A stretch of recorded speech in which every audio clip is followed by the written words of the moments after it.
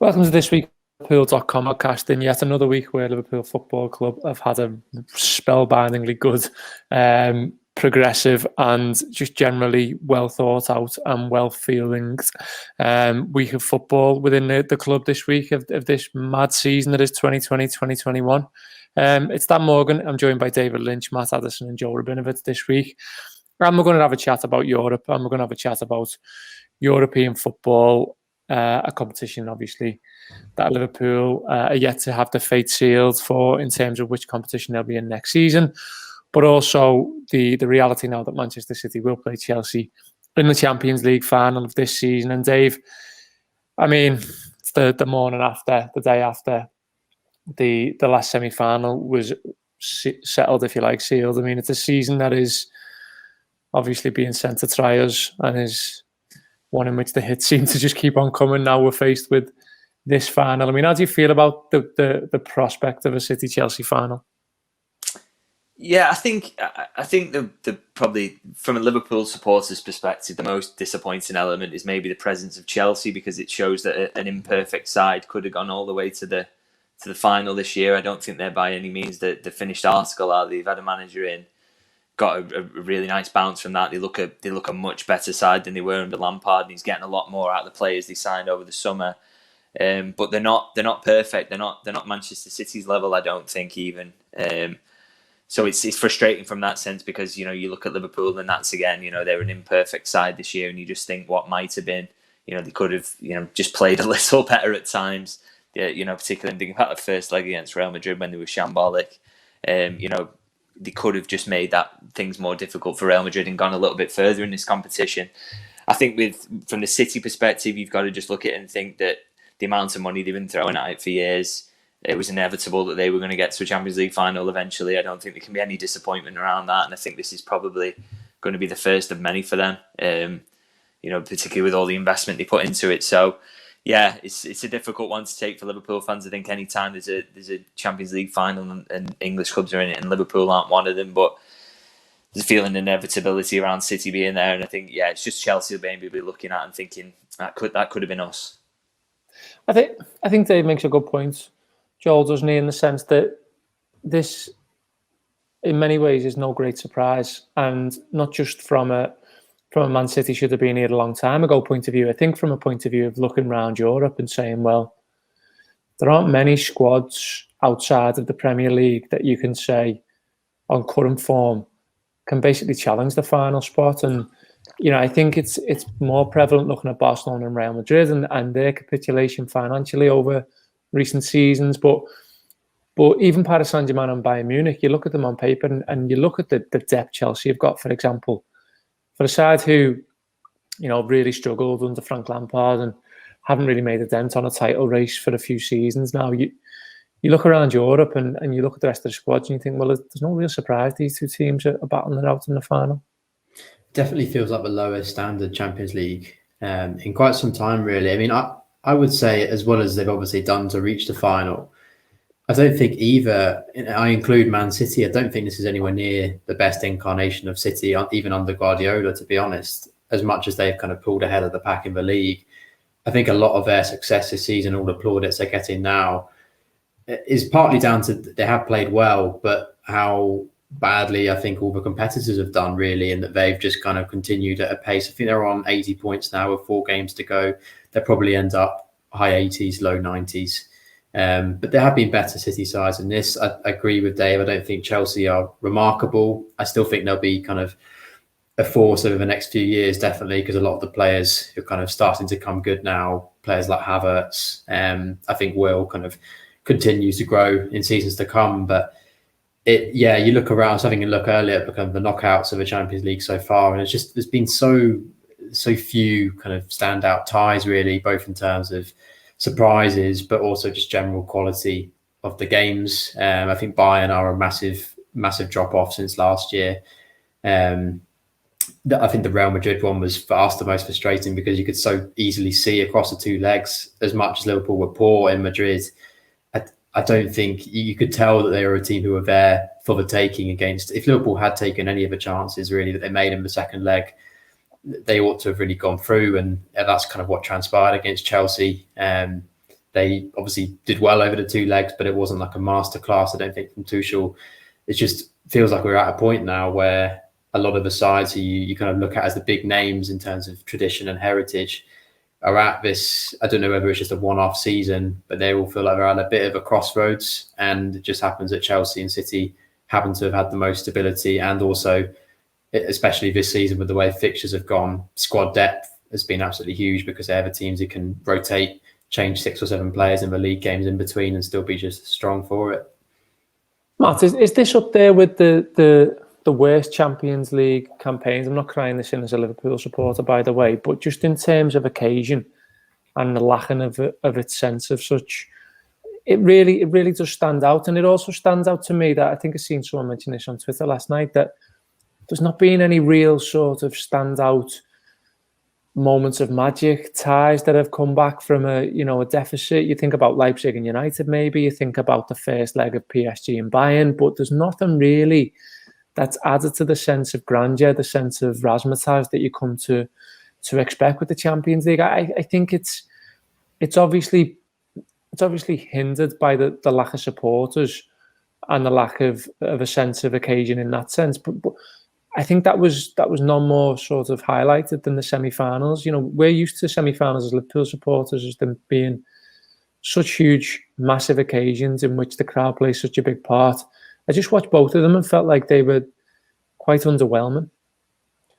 Yeah, I think you're spot on in that. I think it is the supporters as well. I think that's what's missing. That's what you think about, isn't it? With a typical Champions League night, obviously for Liverpool and Anfield, the role that the crowd has played, we've spoken about it so many times. But I think that's the same for other clubs. You think of Paris Saint-Germain, they have an excellent support on a Champions League night and things like that. And it does add so much to it, doesn't it? I mean, I've said all along this season, I think number one, the sort of hindrance for Liverpool has been the injuries. And I think that is sort of 80-90% of the problem. But there is also, on these big occasions, the huge impact of the crowd. I think the Real Madrid tie is a classic example. If, Anfield was full and it had fans and all of that sort of thing, it would have been very different. And you could say that the same for the first leg with the Bernabeu as well. If that had been full, it had been, a normal occasion. I think we see very, very different matches. So, yeah, it's one of those things, isn't it? I think certainly for Manchester City, who've obviously now found themselves in a final, I wonder whether it's not a coincidence that they've suddenly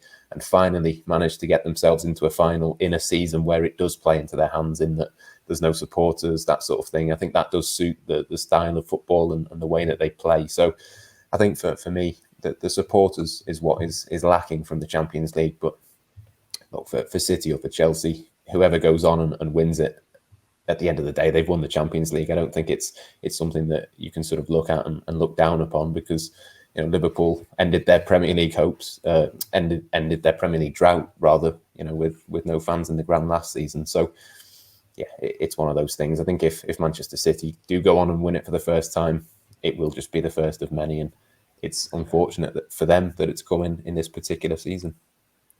I mean, Dave, Joel touched on just previously about the aspirations of Chelsea, whether they may go on to do more, with this being the start of Tuchel's reign. You'd apply the same caveat to City, even though Guardiola's been there now 4 or 5 years. You would say, you would well back them to win another European Cup in the next 2 seasons, for example, if they win in this one. I mean, what does this do for City and Chelsea, but more so Liverpool next season, in the sense that I'm not sure it changes anything massively in terms of what Liverpool need to do next season. I wouldn't say that Liverpool somehow are more required to reach a century of points, for example, by virtue of Chelsea or City winning the league. I mean, to play devil's advocate, could it be something that has a positive effect? Could it be that Chelsea almost peaked too soon under Tuchel by him winning a Champions League in the first few months? Could it be that City get the thing they want and they're somehow unable to kick on? I mean, financially, we're not going to see the ramifications for a couple of years. Just in the short term, what does it bode for the both sides and for Liverpool next season, do you think?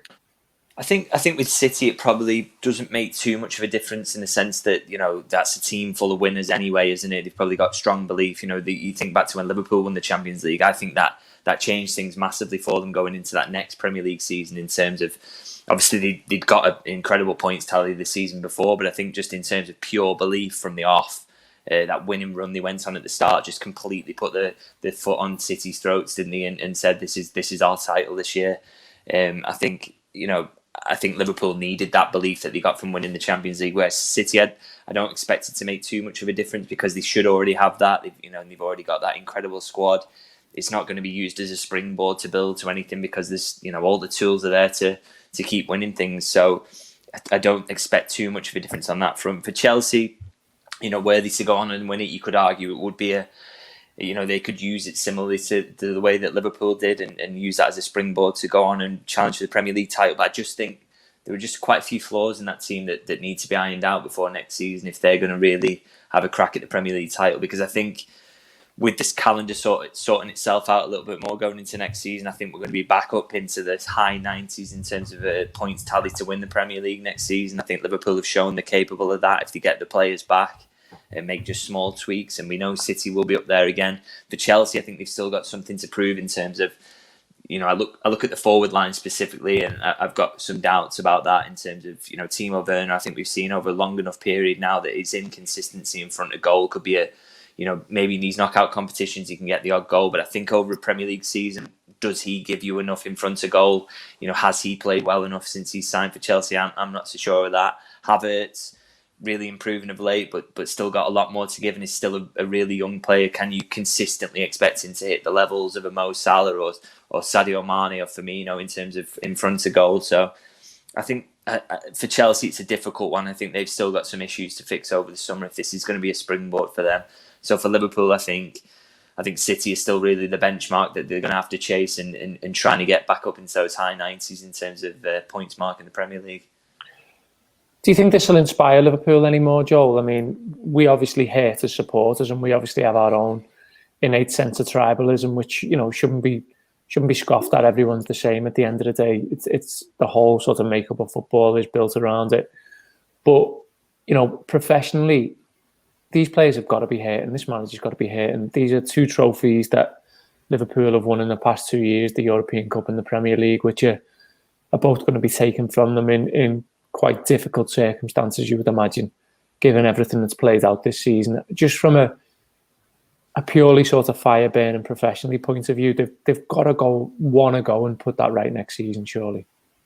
Definitely. I think the Champions League in general now, I mean, it's funny how that's progressed throughout Klopp's reign. Obviously had the incredible 17-18 campaign, which was one of the most enjoyable, I thought, in terms of the actual run to the final itself. You think back to the amount of goals they were scoring, Porto away, Roma at home, and then obviously 18-19 when they go on and win it.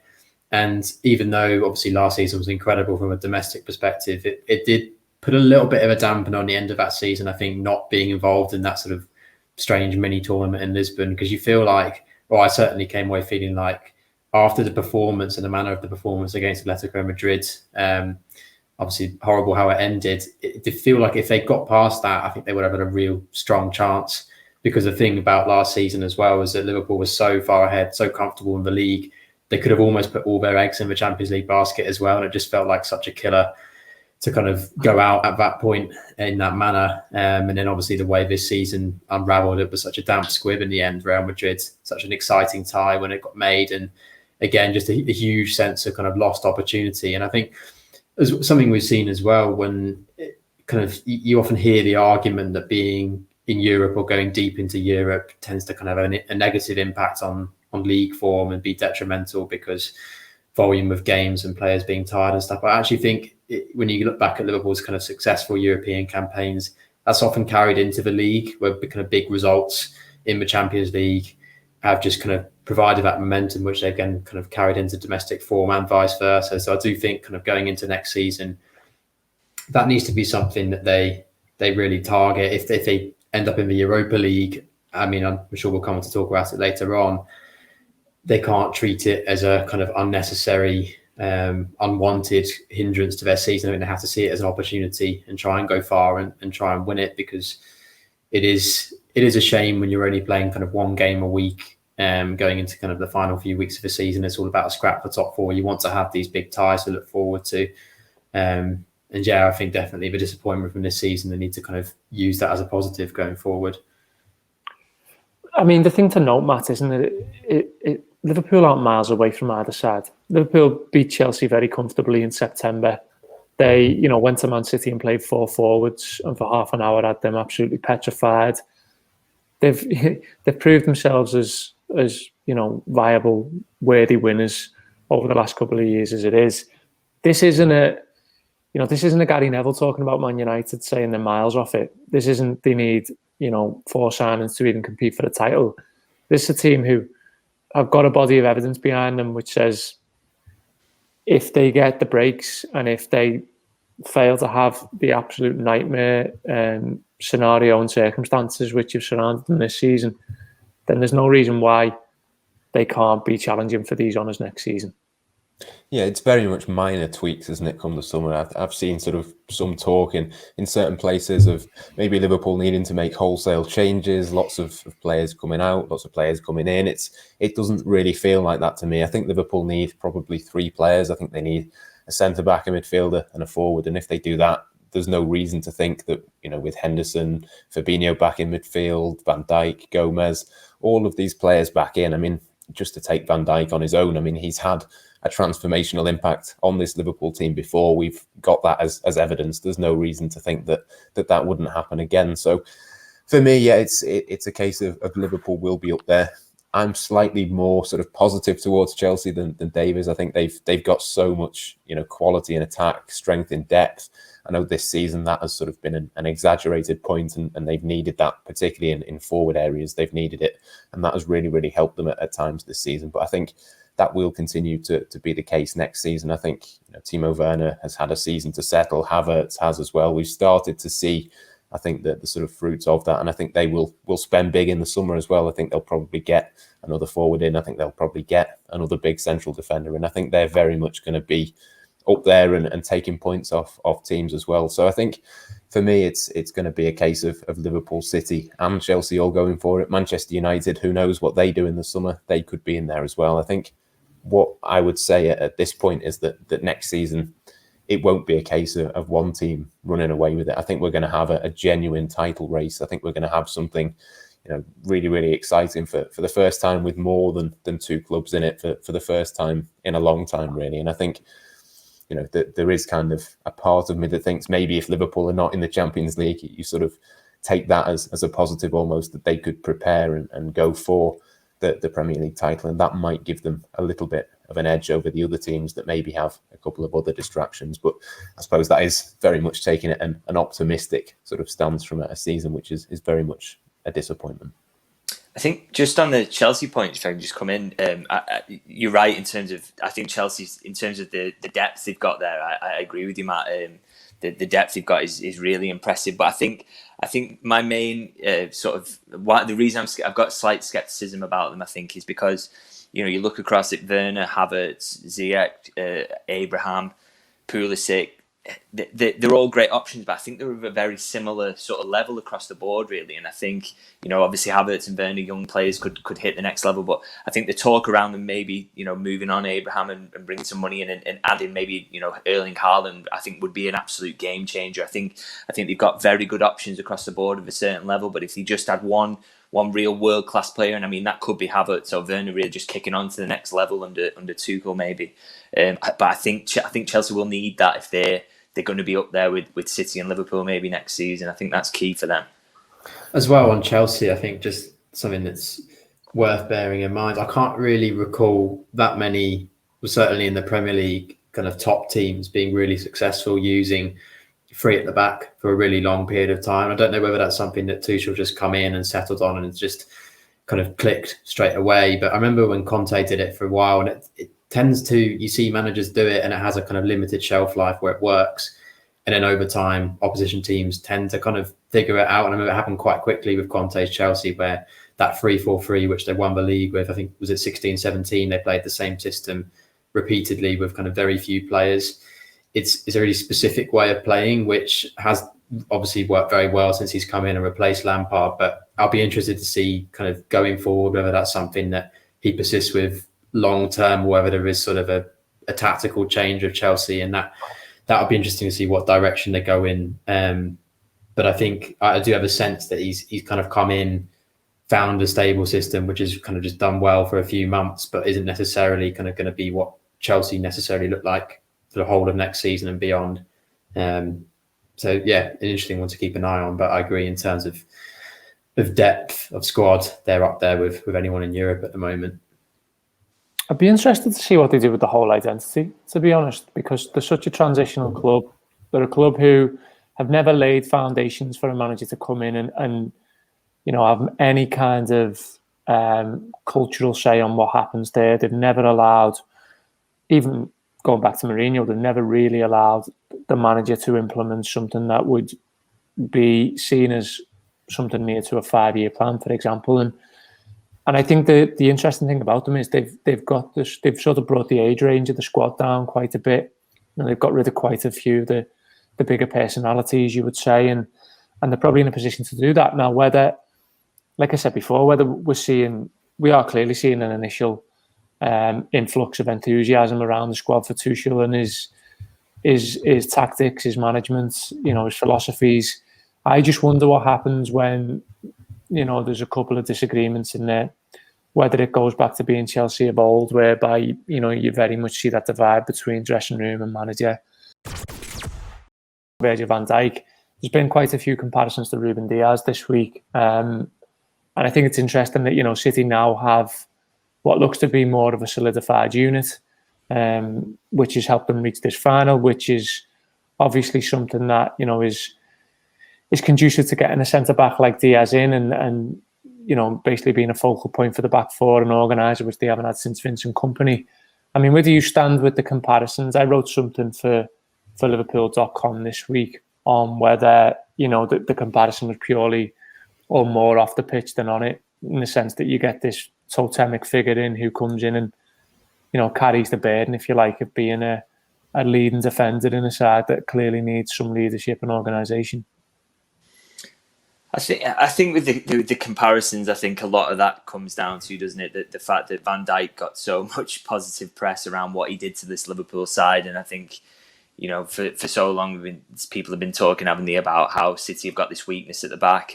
John Stones has gone through a bit of a renaissance this season, but he was supposed to be the man who sorted that out. Even think back to when they were signing Mangala and players like that. They've had a lot of experiments happening in that centre half position and never quite replaced Kompany or never.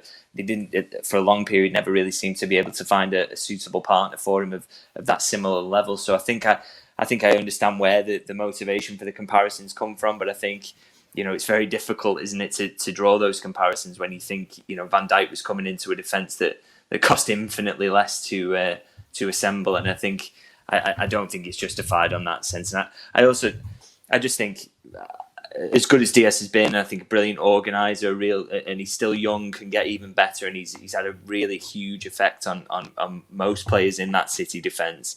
I just don't think he is of the level of Van Dijk in terms of his ability to do everything. Van Dijk is his calmness in possession, his ability to play those cross-field passes to either side, and he's got the leadership. I think he's better in the air. I think he's quicker. I think he's better than most centre-halves in the world, isn't he, at pretty much everything involved in playing the position. So I can see why people are saying it, but I don't think it's quite fair to say a player that's coming into a defence that's had around 500 million thrown at it over the last 5 seasons or so, and comparing to an admittedly very expensive defender who came into Liverpool's defence, but a less expensively assembled one, and basically inspired an entire team to become Champions League and Premier League winners. I don't necessarily think they're particularly valid comparisons. They are very different players, Joel. I mean, I just had a look at them for a piece I wrote this week. Diaz loves to defend, gets above Van Dijk this season compared to Van Dijk last season in terms of possession adjusted tackles and interceptions. But as Dave references, Van Dijk's head and shoulders above in terms of his aerial ability, his passing, his pressures to the ball. So I think that, you got to look at this, like Dave says, that we're not really looking at this as ability. We're not looking at what players are necessarily doing on the pitch, but it is clear that both of these sides are similar in the sense that they do need that organiser. They do need that sort of defensive linchpin who can maybe be able to sort of shoulder the burden, if you like, of this sort of rests on me to organise this back line. And I think it's been clear what Liverpool have missed without Van Dijk this season, but it's also been clear that, like Dave says, when City were having back fours organised by the likes of, John Stones, who's done well this season, but he was sort of looked at as main centre half. Otamendi, for example, the players like that, they've needed that player to come in, and I think that's where the comparisons are probably being drawn. Yeah, I mean, it's easy to forget just because they finished so far off Liverpool in the end last season that in the 2 seasons prior, City got, 198 points in the previous 2 seasons. And most of that squad is still there now, and you're adding Diaz to it. And I think he has been brilliant this season. He probably put him as City's player of the year. There's a couple of other candidates that kind of run him close. Obviously, Foden's been fantastic, and Mahrez as well has really kind of re-emerged this season for them. But I think you'd have to say kind of for his impact, Diaz is, but he was joining a hugely expensively assembled squad, including a lot of kind of 50 million centre-backs and full-backs on either side of him as well. Put Rodri in there as well. Exactly, yeah. And obviously Van Dijk was coming into a Liverpool team which still had players like Klavan who were getting regular games, Lovren. It's night and day, really. I think the really strange kind of thing around analysing City defenders in general. You saw a different side to Diaz in the second leg against PSG, where he was kind of throwing his body in front of the ball and having to do kind of quite a lot of out-and-out defending. But you watch the vast majority of their league games, they really are almost just like extra centre midfielders who spend most of the game camped on the edge of the final third, and they don't actually kind of end up coming under that much pressure, which isn't to kind of take away from how good he's been, because we've all said there he's done fantastically since he's come in. But you often watch them and they don't have to deal with, I think, a lot of what Liverpool, or when Van Dijk first came into the team, where teams are really kind of getting high up in Liverpool's faces and causing them problems.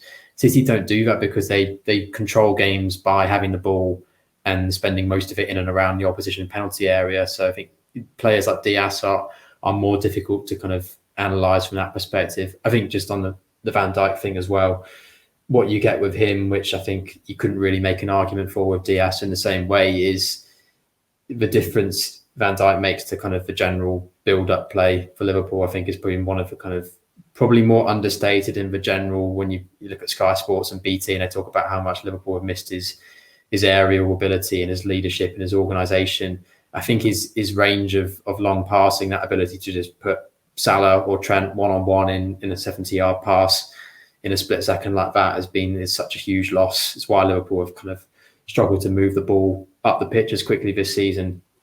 I think Diaz is decent on the ball, but in terms of being able to play those kind of cross-field switches and stuff like that, they're 2 very different kinds of players, and obviously aerially as well. I don't really think there's a comparison to make, but yeah, I think he's only 23 as well, Diaz, so he's got kind of a good 5 or 6 years ahead of him at the top.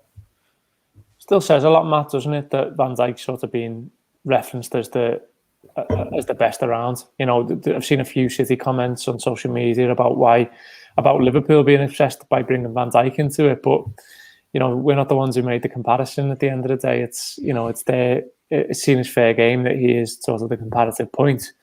I mean, it just emphasises even more how much Liverpool could do with him back, but at the same time, we're going to have to be patient, and we're going to have to acknowledge that it's a season of rehabilitation fundamentally next season. And I think we've got to be mindful not to put too much pressure on Van Dijk next season. That's probably where these Konate rumours are coming from. If Liverpool do go out and sign not 1 but 2 centre-backs, you would imagine a lot of it would be so that they could maybe find a way to ease the burden on Virgil when he does return.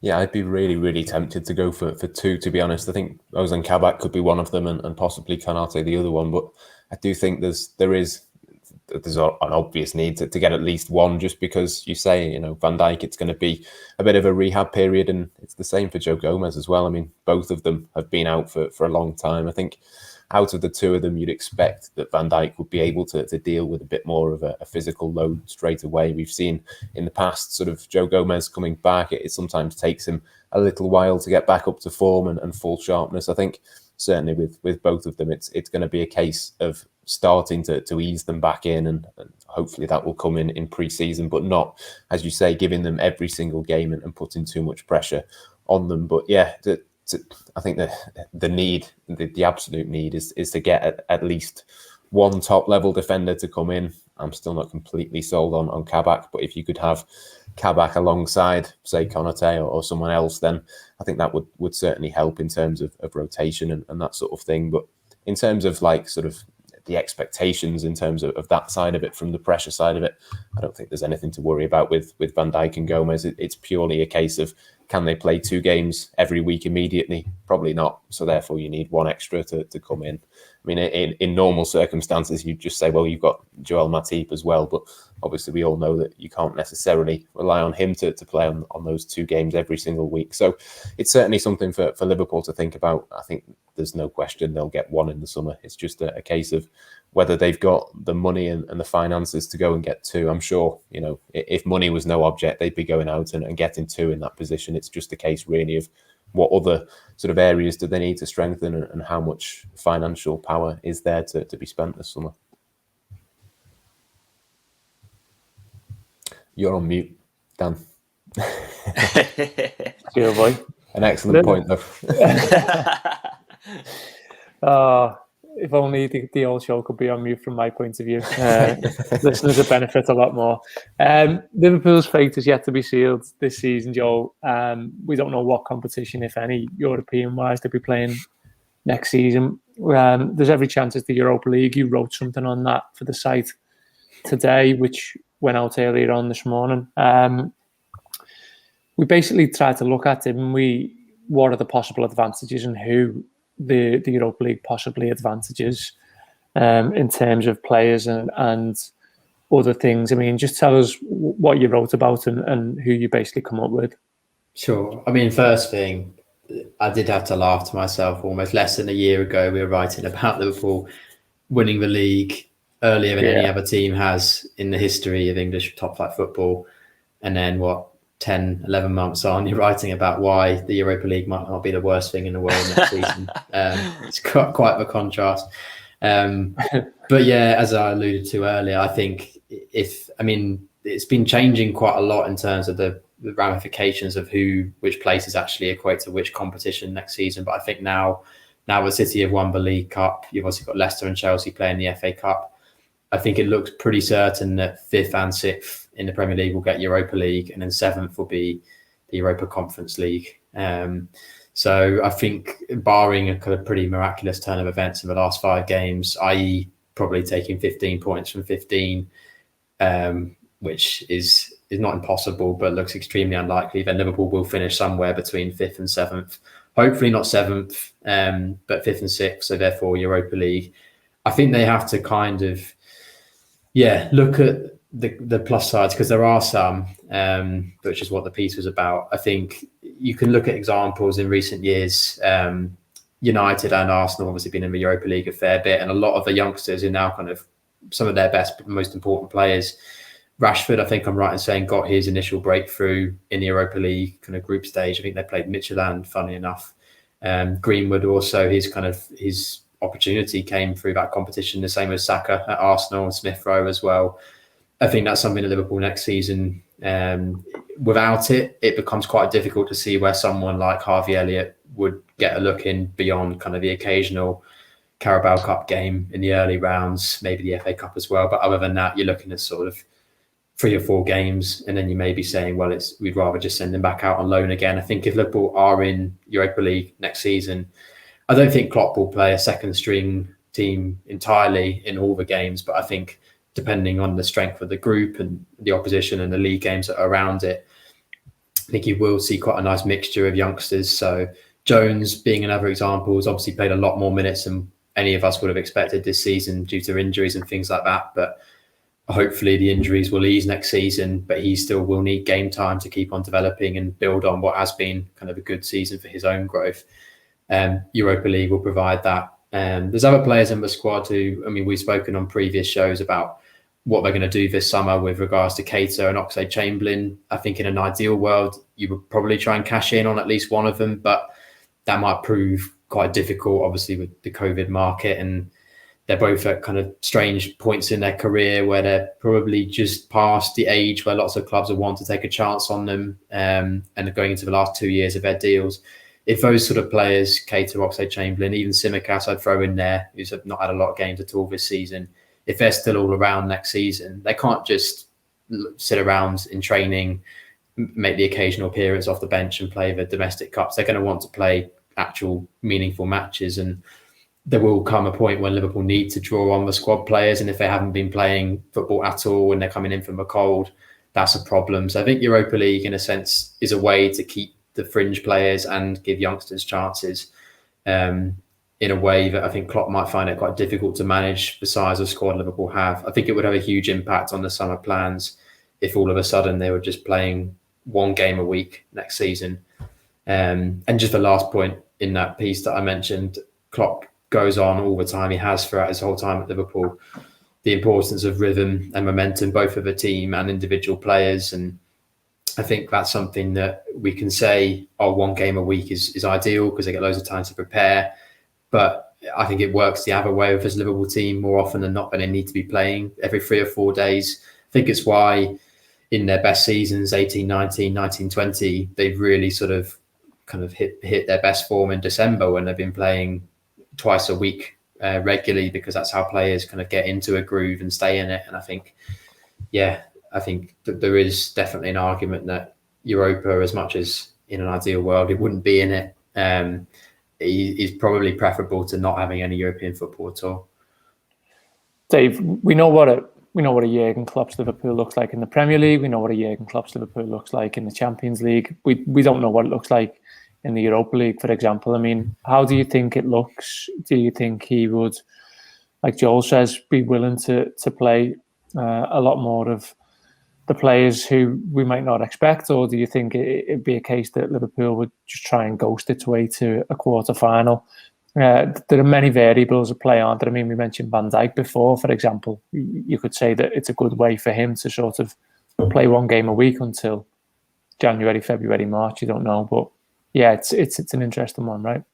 Yeah, I completely agree with Joel that it's hugely preferable to missing out on any competition, European competition whatsoever. I think there's some fans have maybe suggested that would be better for Liverpool, getting back and trying to win the title next season. But I disagree, not only because of the rhythm point that Joel rightly points out, but also because, I think if they want to keep a squad together that is of the level to be competing in the Champions League, hopefully the season straight after, I think it would be, they need to have the games there to give to players, not just the young lads like Elliott and Jones, who I think would play a big part in the Europa League if Liverpool were to get there. But it's, you're looking at Konate, who looks quite likely to sign. It's a really good opportunity to sort of load him into the squad. If you sign another forward to replace, say, Shaqiri and Origi, you would maybe expect to leave if the right offer can come in. Then, it's much easier to sell it, isn't it, than if you're not playing that extra game a week and saying, okay, yes, you initially start out as backup to Salah and Mane and Firmino, but you'll get your opportunities in the Europa League, play your way into the Premier League team, and I think it's also worth mentioning that Liverpool would, if they qualify for that tournament, I would expect to start as huge favourites to win it, and could almost sort of stumble through to, like you say, the quarterfinals and find themselves there quite easily, having not played the best 11 regularly and sort of giving opportunities to fringe players, but still probably winning a lot of games considering the quality of the opposition in that competition. And I think that's an opportunity Liverpool haven't had in say the domestic cups under Klopp. I think they've been quite unlucky to not win silverware there because they've had some really awful draws at times, just unlucky in terms of drawing some of the bigger teams, whereas even Manchester City, with the quality and the squad depth they've got, they've had FA Cup semi-finals handed to them some seasons. I'm not undermining the achievements of recent seasons, but I do think, if you can get a handy draw all the way to the semis, then that really just set you up to win a tournament, doesn't it? And I think for Liverpool, they will get a handy draw in the Europa League by virtue of the fact that the teams in it aren't quite the level of the Champions League. So I think there's a real opportunity there to go and win it, to use the fringe players, and yeah, I think it's a really good opportunity. So I think, if you can't get Champions League, that would be definitely second best, and hopefully can get in some form of European competition, because I just think it's important on a lot of different fronts. Just a quick point to add there. Sorry, Matt, before you come in. On the centre-back situation as well, I know you mentioned possibly signing 2, but if we say that they're going to make Kabak's loan permanent, hopefully sign Konate as well. There's 3 centre-backs, the 3 senior ones are all out injured, and we're hoping are going to have a good pre-season. But like Dan said, you don't know if they're going to be ready to be playing regular games from the start next season, and they might all be at kind of different stages. You might have Van Dijk come back and he looks fine and he's playing Premier League games straight away. Gomez might take a little bit longer.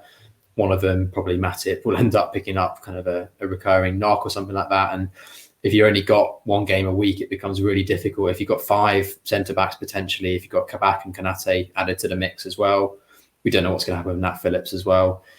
It helps to have those extra games. You can build new partnerships if Gomez needs to kind of have a game off, or if Klopp feels he's not quite ready to be playing kind of must-win Premier League games just yet, but he would benefit from playing Europa League group games in kind of a relatively low-pressure scenario.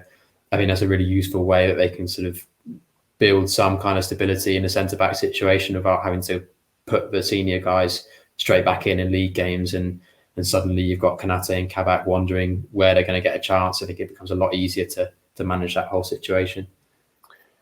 Yeah, I mean, we don't know what the squad will look like, Matt, but we're pretty, fair in assuming that players like Harvey, Elliott will probably still be in need of game time come next season, and will be actually in and around the Liverpool squad. I mean, for the likes of him, Kostas, Tsimikas, Joel's mentioned, these are all opportunities, aren't they? Especially in the first half of the season, which usually only comes from Carabao Cup games, which Liverpool are usually knocked out from quite early. Yeah, exactly that. I think it's the League Cup, isn't it? And you'd say that the 6 group games, you could make heavy changes in those matches and presumably get through to the knockout stages with pretty comfortably, I would say, if you had a team of Tsimikas and Harvey, Elliott, and if, say, Shaqiri or Origi was still at Liverpool, if they didn't get an acceptable offer this summer, they could come in, and that's kind of what they've not had this season, isn't it? I think partly because of the centre-backs not having Van Dijk or Gomez there has meant that Tsimikas hasn't had that opportunity. But I think certainly for those players, they would be the biggest beneficiaries of this. They would pretty much be guaranteed, a game every other week or whatever the Europa League group stage fixtures are, how they're spaced out. I think you're having a conversation with those players and saying, you're the Europa League players. We can, give Andy Robertson the rest that he's desperately needed at times this season, but hasn't been able to get. And I think that's it. I think Liverpool have maybe slightly better squad depth than probably we think, just because they've got a lot of those players on the outside of the squad who haven't been able to be trusted to come in. But I think that could certainly sort of help them out next season. And who knows if Tsimikas came in and did brilliantly, say for the Europa League group stages, if Andy Robertson was to pick up an injury or whatever it was in the new year, it could benefit Liverpool like that. So yeah, it wouldn't be the worst thing in the world, and certainly I think that there'd probably be a fair few Liverpool players who've probably been a little bit frustrated this season and possibly even could be looking to the summer and thinking maybe do they move on just to get some minutes. Maybe that would kind of make their minds up for them, I think. I would just say as well, it's much more fun, not least for us, kind of working around it, not just playing Saturday and then Saturday the following week, having those midweek games, just especially given that we're hoping the supporters will be back in numbers next season. I think it's worth remembering that given all the incredible things Liverpool have done under Klopp, I'd still rank those Europa League games against United, Villarreal, Dortmund in the 15-16 season among the most enjoyable ones. I think it's a tournament that it's quite easy for us to kind of look down upon and scoff at because we've been so used to Liverpool being in a Champions League and at the top end of the league for so long. But I think it's one that once you're actually in it and there's kind of fans back in stadiums and you're playing those games, you just kind of take it for what it is and enjoy it, really. I think that's kind of not something that we should dismiss. There could be some big teams in it as well. I mean, Juventus look like they might just sneak into the Champions League, but they could be in it. Borussia Dortmund, I think they'll be in it. obviously you'd want to avoid those sorts of teams in the group stages, but later on it could feel a bit more like a Champions League than maybe we've had in previous seasons as well. All right, that's been this week's Liverpools.com podcast. Huge thanks to Matt, to Dave and to Joel. We are undeniably happy that Manchester City and Chelsea are in the Champions League final. So congratulations to them. A heartfelt congratulations from Liverpool.com and everyone here. Wishes all the best and all that. Carry on. As for Liverpool, I think they're playing a game this weekend. I'm not sure. Who knows? Let's see how they get on, and we'll be back next week.